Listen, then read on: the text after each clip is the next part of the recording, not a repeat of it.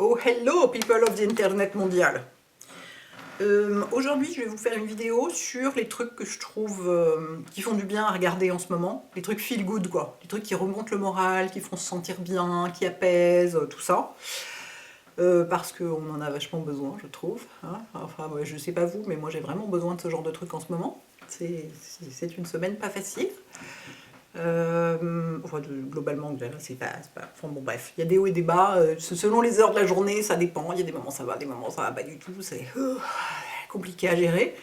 Mais du coup, moi j'ai vraiment besoin... D'habitude, je regarde que des trucs, notamment sur Netflix. Alors autant sur Arte, je regarde toujours la même chose, donc ça change pas, mais sur Netflix, je regarde que des trucs fantastiques. Et qui dit fantastique dit globalement souvent des ambiances un peu déprimantes et un peu angoissantes, parce que souvent fin du monde, pandémie, machin, enfin tout ce dont on a besoin en ce moment. Donc en ce moment j'évite ça, mais alors comme la peste. Hein. Je regarde plus du tout des trucs de ce genre, je te fais très très très attention. Et du coup j'ai fait une liste de ce que je trouvais sympa à regarder, sachant qu'en réalité, finalement à part quelques séries un peu gnangnang qui font vraiment du bien, en gros, en fait, il faut regarder des films de Noël en ce moment. En fait, c'est vraiment ça. Bon, moi, il se trouve que j'ai tout épuisé en novembre dernier, donc c'est foutu. Mais en gros, c'est un peu ce qui fonctionnerait en ce moment. Mais du coup, je trouve que ce qui me fait le plus de bien, c'est les documentaires. Parce que la plupart du temps, en fait, moi, il faut qu'un truc ne provoque pas d'émotion, ou alors qu'il fasse rigoler, quoi. Mais je sais pas si le rire est considéré comme une émotion. Bonne question. Ça y est, nous voilà partis dans n'importe quel sens. Non, j'ai pas de mascara, j'ai le droit, j'y reviens, je vais essayer de suivre ma pensée. Donc, il faut pas des trucs qui me provoquent des émotions, et il faut pas des trucs qui m'angoissent. Enfin, sachant que normalement, les trucs fantastiques m'angoissent pas, mais enfin, faut pas que ça me déprime, quoi. Et généralement, les documentaires, faut bien choisir, parce que sur Arte, il y a des trucs déprimants. Ils sont un petit peu déprimants, Arte, hein. Ils ont un petit côté un peu... voilà, genre... pardon, à parler vachement de la deuxième... Alors en ce moment, ils parlent à mort du coronavirus, ils sont du genre, quand c'est l'anniversaire de la Deuxième Guerre mondiale, à parler à mort de trucs de ce genre et tout. Enfin bon, faut bien choisir. Quand on choisit bien, c'est vachement bien. Donc je n'ai pas de mascara parce que d'abord j'ai la flemme, ça me saoule. Et en plus, là je suis sortie pour aller à la pharmacie, et alors je pense que je suis très très allergique au pollen de marronnier, parce qu'il y a plein de fleurs de marronnier en ce moment, et dehors j'étais là, mais j'étais là à tousser comme une folle, à éternuer, j'avais les yeux qui pleuraient, le nez qui me grattait, tout ça. J'étais là, ah mon dieu, rentrons chez nous et fermons les fenêtres. Donc voilà, donc du coup là mettre le mascara c'était vraiment pas possible. J'ai mis du sérum physiologique partout avant de me maquiller. Bref, donc j'ai pas de mascara, pas de bijoux, pas de rien du tout, j'ai juste mis du... Bah si je suis maquillée, j'ai du rouge à lèvres, c'est tout. Bref, donc, les trucs qui font du bien à regarder. Alors, il y en a que j'ai découvert sur YouTube, notamment. Alors il y a un truc que moi j'ai trouvé génial, dont j'ai mis le lien sur Instagram, c'est pour ceux qui aiment la musique classique, c'est l'Orchestre National de France qui joue le Boléro de Ravel en confinement. Et donc c'est incroyable parce qu'ils sont chacun chez soi, chaque musicien est chez lui, avec des écouteurs sur les oreilles, et en plus le boléro c'est un instrument après l'autre, quoi. Donc c'est d'autant plus intéressant de le voir filmé comme ça, parce qu'on voit chaque instrumentiste qui apparaît au fur et à mesure, et à la fin, sur l'écran, ils sont 30, à peu près. Et en plus, moi j'adore le boléro, et donc le voir comme ça, mais le matin où j'ai découvert ça, à 5h du matin, pendant une insomnie, je ne sais plus comment je suis tombée dessus, mais j'ai gardé précieusement le lien. Mais j'avais un sourire, mais du début à la fin, et vraiment, mais ça fait tellement bien. C'est une musique qui est hyper exaltante, le boléro, donc ça fait vachement de... ça porte, quoi. Donc, vous voyez, rien que d'en reparler, ouh, ça y est, je me sens déjà mieux. Bah, je vais retourner le regarder, parce que vraiment, ça fait du bien. Donc, je vous mettrai le lien de ce truc-là, que vraiment, j'ai trouvé top. Et j'ai découvert, grâce à l'une d'entre vous, je ne sais plus qui c'est, mais alors je la remercie, mais 1000 fois, une youtubeuse chinoise. Alors, vous allez me dire, mais il n'y a pas YouTube en Chine. Bah oui, mais je ne sais pas comment elle fait, mais elle a une chaîne YouTube. Elle a un truc chinois sur le YouTube chinois où elle a genre 25 millions d'abonnés, puis elle a 10 millions en plus sur le YouTube. Et elle s'appelle Li Ziki. C'est écrit en un seul mot, mais son prénom c'est Li. Et alors ça, c'est la découverte du siècle. Je suis déjà essoufflée, rien que d'y penser. Ça fait 2 ans qu'elle fait des vidéos.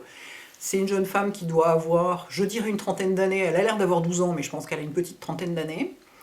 Qui vit dans le Sichuan, c'est le sud-ouest de la Chine, je crois, je ne connais absolument rien à la géographie chinoise, je suis complètement nulle, et qui vit à la campagne, dans une maison avec un très grand jardin, un immense potager, plein de trucs, avec juste sa grand-mère, et qui filme son quotidien, alors d'une façon très, très artistique, c'est très joli, très apaisant, c'est vraiment la nature, et elle fait tout à partir de rien. C'est-à-dire cette fille bat à plate couture l'intégralité de la planète DIY. C'est-à-dire qu'elle est capable d'aller... Alors elle fait pousser du soja, donc on la voit semer les graines de soja, on voit pousser les trucs, donc en plus ça lui prend une vidéo lui prend des mois, quoi. On voit le truc pousser, elle récolte les graines, elle fait de la sauce de soja avec, et tout, enfin elle fait tout à partir de rien. Elle est capable d'aller dans les forêts de bambous gigantesques, couper des bambous pour faire un cadre de lit pour sa grand-mère, à qui elle fait par ailleurs un matelas en coton, avec du coton qu'elle a fait pousser et ramasser elle-même. Enfin, des trucs, mais hallucinants. Tout ça dans une ambiance elle est très active et très dynamique, mais d'une façon... elle parle très peu, enfin, il y a quelques vidéos qui ont des sous-titres anglais, mais pratiquement pas, c'est juste pour dire, parce qu'elle fait beaucoup de cuisine aussi, c'est juste pour dire faites reposer toute la nuit, ou ajouter de la sauce soja, ou ce genre de... Mais il y a très peu de sous-titres. La plupart du temps, juste elle échange 3 mots avec sa grand-mère. Et elle est très vive, mais c'est très apaisant. Mais alors, moi, ça me fait un effet... J'adore, mais vous n'avez pas idée. C'est-à-dire qu'il y a donc 2 ans de vidéos, je pense que j'en ai déjà regardé la moitié, et que j'ai commencé à regarder, genre, il y a une semaine, quoi. Donc j'ai commencé à regarder ça pendant mes insomnies, parce que c'est ce que je trouvais le plus apaisant. Et maintenant, ce que je fais, c'est que le soir, je regarde... Alors, moi, j'ai des rituels très précis. Les vidéos YouTube normales, entre guillemets, c'est-à-dire celles des gens que je suis habituellement, je les regarde le matin en prenant mon thé, mon petit déjeuner. Le reste de la journée, je regarde rien. Le soir, on dit non, je regarde un truc Netflix. Dans mon lit, je regarde un documentaire Arte, parce que c'est plus apaisant si je regarde Netflix dans mon lit, ça réveille, quoi, en général. Sauf certains documentaires. Et ensuite, maintenant, au lieu de scroller bêtement sur mon téléphone, à travers Instagram, tout ça et toutes ces conneries, je regarde genre 3-4 vidéos de lit, parce que chacune d'entre elles dure une dizaine de minutes. Et alors ça a un effet, ouais, il y a juste un peu de musique. C'est... je sais pas comment dire, c'est comme si elle vivait au Moyen-Âge, mais de façon glamour, d'une certaine façon. Enfin, c'est une ambiance extraordinaire. Et alors elle dit qu'en fait, j'ai réussi à trouver une interview d'elle, parce que j'étais vachement intriguée. Elle dit qu'en fait, elle a vécu en ville pendant un certain temps. Enfin, elle est née là, elle a été élevée par son grand-père et sa grand-mère dans cette maison, et puis elle est partie vivre et travailler en ville. Et elle a fini par rentrer pour s'occuper de sa grand-mère, j'imagine son grand-père était mort. Et elle est rentrée pour s'occuper de sa grand-mère, et elle s'est rendue compte que le style de vie qu'elle avait là pouvait certainement apporter beaucoup d'apaisement aux gens qui vivaient en ville et qui étaient hyper stressés à cause de ça. Et du coup, elle s'est mise à faire des vidéos, et effectivement, je confirme, vivant en ville, alors en ce moment on n'est pas stressé à cause de la ville, hein, mais on est stressé à cause d'autres trucs, mais c'est... Alors si en plus vous aimez la culture asiatique, parce qu'en plus elle fait beaucoup de cuisine, mais c'est complètement génial, je veux dire, elle fait tout à partir de rien, quoi. Je veux dire, elle va planter des champignons qu'elle va récolter ensuite, qu'elle va faire sécher ensuite, qu'elle va... Incroyable, elle va teindre un tissu elle-même, elle va... Tout ça avec une grâce, une légèreté, quelques paroles comme ça échangées avec sa grand-mère au passage. Elle part dans les champs avec sa hotte en bambou, ramasser des trucs, planter du riz et tout. Enfin, c'est extraordinaire. Donc, 1000 merci à la personne qui me l'a fait découvrir, parce que alors, ça, c'est vraiment... c'est fabuleux. Il y en a une deuxième, mais que je trouve moins... je suis moins fascinée, j'en ai moins regardé, mais ça peut peut-être vous plaire aussi. C'est Yona Hinton, c'est une Suédoise, que j'ai découvert aussi grâce à vous, probablement dans les commentaires sous la même vidéo. Une Suédoise qui, pareil, qui vivait, je crois, à Stockholm, c'est qui a tout plaqué pour aller vivre dans le nord, dans un coin complètement paumé dans la forêt au bord d'un lac, avec son mec, son chien et ses chats, et qui fait globalement, qui produit des très beaux contenus. Alors c'est très très joli ces vidéos, et je crois qu'avec son mec, ils font des bijoux, des trucs en argent artisanal, qui vendent, je sais pas où, j'ai même pas regardé, parce que c'est pas tellement mon style, donc j'ai pas regardé ça.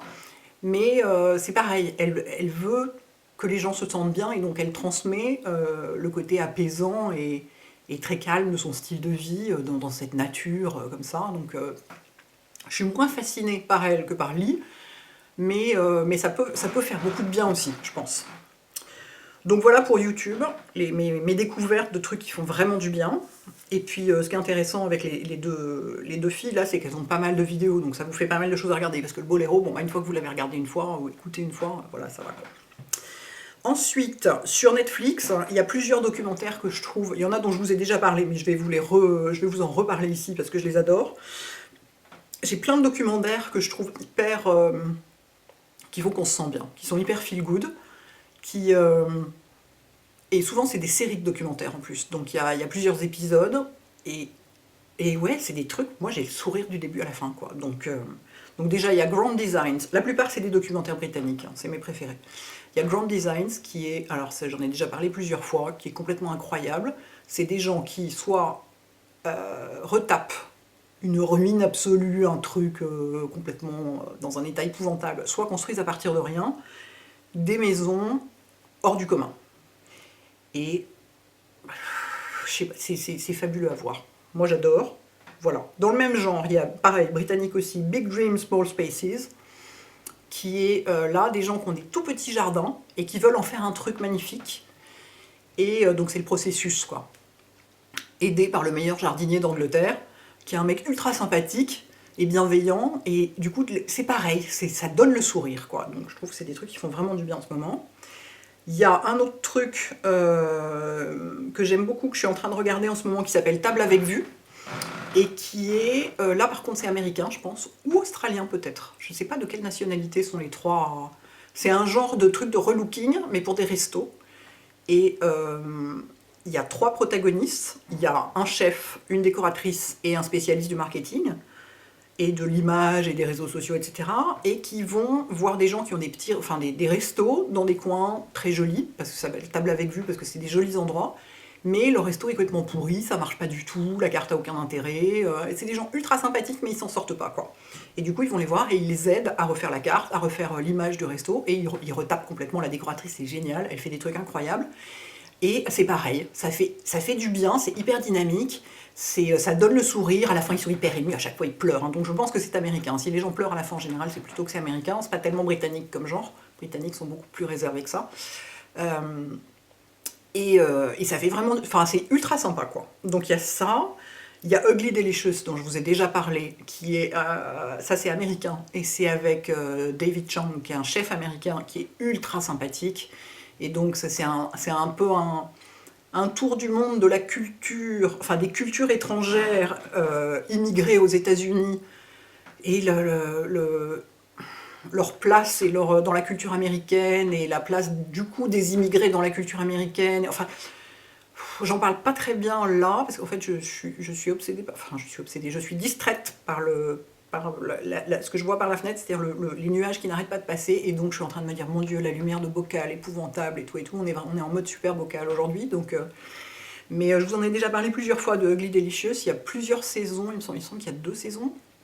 David Chang est ultra sympathique, c'est vraiment le mec que vous avez envie de partager un repas avec lui, il est hyper chaleureux, il est drôle, il est sarcastique, il a l'air d'être un chef génial en plus. Et cette approche des cultures, des autres cultures, et par la bouffe, quoi, par la cuisine, est super intéressante. Il y a aussi L'origine des saveurs, que j'aime beaucoup sur Netflix, c'est chinois. C'est une série de documentaires chinois, c'est des trucs très courts, ça dure 12 minutes à chaque fois, mais il y a plein d'épisodes dans chaque saison, et à chaque fois c'est sur un ingrédient. Et donc c'est, je crois, sur une région de Chine, mais alors une fois de plus, là, sur la géographie chinoise, je suis nullissime, j'y connais rien. Enfin, à part que la Mongolie c'est au nord, quoi, grosso modo, et la mer au sud, mais en dehors de ça, je suis un peu paumée, je ne sais même pas où est Shanghai, hein, enfin si, un peu au sud-ouest, je crois, je suis même pas sûre. J'y suis jamais allée. Moi, tant que je suis jamais allée quelque part, je suis nulle dans les géographies du pays. Donc voilà. Bref. Donc ça, c'est filmé, c'est une production Netflix. Et du coup, c'est filmé à la manière Netflix. Donc c'est très efficace parce que c'est très visuel. On voit les ingrédients en très très gros plans. On voit limite les petits pois qui tombent dans l'eau et qui font des bulles et qui commencent à bouillir et tout. Et c'est fascinant parce qu'en plus, c'est des ingrédients extrêmement différents. Enfin, il y a des fois des trucs, on est là, je ne mangerai pas ça. Je pense que je ne mangerai pas ça. Et puis d'autres trucs sur, oui, typiquement, alors moi je suis absolument fascinée par la fabrication de la sauce soja, parce que j'ai une passion pour la sauce soja, j'en mets absolument partout. Je signale d'ailleurs que sur les avocats, c'est sublime. Mais du coup, voilà, plein de... Je sais pas, je trouve ça hyper intéressant. Autant moi j'aime pas cuisiner, mais il y a plein de trucs qui tournent autour de la cuisine, en fait, qui m'intéressent vachement. Et il y a aussi, il y en a un autre qui est magnifique, un documentaire qui a... Enfin, c'est une série aussi, il y en a 4. Ça s'appelle sel, gras, acide, chaleur, donc il y a 4 trucs. Un par ingrédient, en quelque sorte. Un sur le sel, un sur le gras, un sur l'acide et un sur la chaleur. Et c'est américain. avec une chef américaine d'origine iranienne qui est ultra sympathique, et c'est pareil, ça c'est vraiment un truc qui fait du bien, qui donne le sourire, c'est que des gens passionnants, qui adorent ce qu'ils font, qui s'intéressent aux beaux ingrédients, qui s'intéressent aux producteurs et tout, enfin c'est très belle série de documentaires. Ensuite, dans les films, j'ai vu assez peu de films récemment, mais il y a des trucs que j'ai trouvé assez efficaces. J'ai re-regardé notamment Very Bad Trip, il y en a 3, c'est quand même grandiose. C'est complètement con, mais alors qu'est-ce que c'est drôle. Non, les acteurs sont géniaux. Et puis il y a Bradley Cooper, on adore Bradley Cooper, évidemment. Et puis c'est complètement absurde, quoi. C'est à mourir de rire. Enfin, vraiment, ça marche très bien. C'est très efficace. Dans le même genre, Dark Shadows de Tim Burton. Mais je crois que j'en ai parlé récemment, il me semble, en vidéo, je suis pas sûre. Avec Johnny Depp qui est mais à mourir de rire avec ses cheveux là et son maquillage pas possible et son air comme ça, toujours toujours un air un peu scandalisé, quoi. C'est génial, c'est hyper bien fait, ça fait vraiment du bien, quoi. Même si on est... Enfin, c'est très Tim Burton, faut être fan de l'univers de Tim Burton parce que c'est très Tim Burton. Mais alors, moi je trouve ça vraiment drôle, quoi. Ensuite, alors dans le genre série cucu qui fait du bien, c'est normalement que je regarde au mois de novembre, j'ai déjà tout regardé moi malheureusement, mais si jamais vous connaissez pas, Un soupçon de magie, Good Witch, extraordinaire pour le côté feel good, mais alors extraordinaire, le truc le plus cucu de la terre, phénoménal, c'est Hallmark Channel, hein. Hallmark c'est ceux qui font les cartes de vœux, limite avec des chiots qui bougent la tête, vous voyez, donc vous voyez le niveau, mais alors, dans le genre feel good on fait pas mieux. Donc moi je les ai déjà vus, mais je vous signale qu'il y a plusieurs saisons et que c'est très très très efficace. Et c'est tout. Ah si, il y a Lucifer aussi quand même, parce que c'est drôle. Ça c'est vraiment, il y a plus pareil, j'attends la nouvelle saison qui va sortir je sais pas quand. Il y a plusieurs saisons, mais c'est le mec qui joue Lucifer est tellement drôle, quoi. Donc là c'est un tout petit peu fantastique, mais légèrement, quoi, parce que bon, oui, le personnage principal c'est le diable, d'accord. Et puis il y a son frère qui est aussi un ange et tout, enfin donc il y a un petit côté surnaturel, mais assez léger, et le mec est tellement sarcastique et pas politiquement correct, et c'est assez drôle, quoi. Donc voilà pour Netflix, et sur Arte, en fait, j'ai mal au dos, je suis mal assise sur cette chaise. En fait, ils ont, alors moi ce que je regarde uniquement, sur Arte, je regarde uniquement... En fait, je regarde Arte sur ma tablette, sur le site Arte Plus 7, donc c'est leur site de replay, mais où on a aussi accès au direct si on a envie, mais je vous le noterai. Donc c'est leur site de replay, et où il y a plein de choses à voir, quoi. Ils ont aussi une chaîne YouTube, mais souvent il y a la même chose sur les deux supports, et moi je vais sur le site d'Arte Plus 7, et en fait je ne regarde que les émissions de la section Voyage et découverte, parce que moi c'est ce que j'adore, c'est que des documentaires qui se passent de préférence ailleurs, dans des cultures complètement différentes, mes préférés absolus étant 360 degrés géo, qui parlent précisément de vie de gens complètement différentes. Mais alors ça peut être aussi bien le pêcheur de coquillages en Camargue que l'éleveur de chameaux en Mongolie. Donc moi j'ai une petite préférence pour l'éleveur de chameaux en Mongolie parce que ça fait plus voyager, mais c'est des documentaires de 3/4 d'heure en plus, donc c'est sympa, on a vraiment le temps de se plonger dedans, et c'est hyper bien fait, c'est très complet, ça suit l'intégralité soit d'un événement, soit d'une famille, soit d'un... Enfin, c'est vraiment, c'est mes reportages préférés sur Arte. Donc ça, dès qu'il y en a un... Mais il n'y en a pas beaucoup de nouveaux, moi globalement je les ai un peu tous vus, donc de temps en temps j'en re-regarde un, mais je vous signale qu'ils sont vraiment très bons. J'adore aussi Cuisine des terroirs, mais ça dure que 26 minutes, donc c'est un peu court, et il y en a très peu. Mais, enfin, il y en a très peu, je les ai tous vus. C'est sur la cuisine d'un terroir en Europe. Quoique, ils en ont déjà filmé en Iran, ou au Pakistan, ou en Afghanistan, je crois, donc ils vont jusqu'à un peu plus loin, quoi. Mais globalement, c'est plutôt en Europe, pas mal de reportages en Allemagne, sur des gens qui ont une ferme, un élevage bio, un truc de production, c'est très tourné sur la production bio, etc. Et des gens qui essayent de faire des jolies choses et qui font la cuisine au quotidien avec les ingrédients de ce qu'ils font pousser chez eux, de ce qu'ils trouvent dans la ferme d'à côté, de tout ça. Et c'est hyper sympa. Il y en a qui se passent en Suède, et on voit la manière dont les gens cuisinent le poisson là-bas, ils vont le pêcher et tout ça. Et c'est pareil, ça fait voyager et ça fait du bien. Et ils ont en ce moment une sélection qui s'appelle Besoin d'air et de grands espaces, où ils rassemblent aussi beaucoup de Qu'est-ce qui se passe? Ça dit des trucs étranges. Ça dit des trucs étranges. J'espère que ça aura filmé. Mon Dieu, j'espère que ça aura filmé. Besoin d'air et de grands espaces, où il rassemble plein de documentaires voilà, de grands espaces. Donc en ce moment, ils l'ont mise exprès, et ça fait quelques semaines qu'ils l'ont mise, cette sélection-là. Et donc vous pouvez y piocher pas mal de trucs. Et après, sur Arte+7, à la fin, tout en bas de la page d'accueil, il y a toutes les émissions. Et du coup, vous pouvez choisir par émission. Donc moi, régulièrement, je vais sur 360 degrés Géo ou Cuisine des terroirs, voir s'il y a des nouveautés, parce que c'est pas toujours tout répertorié au même endroit, il faut parfois fouiller un peu. Mais voilà, c'est des choses qui font vraiment du bien en ce moment. Donc je voulais vous les signaler, parce qu'on en a bien besoin. Donc si vous avez d'autres perles du genre Liseki, n'hésitez pas, je suis preneuse. Je sais qu'il y a un documentaire sur Ouessant, sur Arte+7 en ce moment. J'ai pas le courage de le regarder. Autant je peux regarder des trucs qui se passent en Mongolie, tout ça et tout, parce que c'est trop loin pour que je me projette.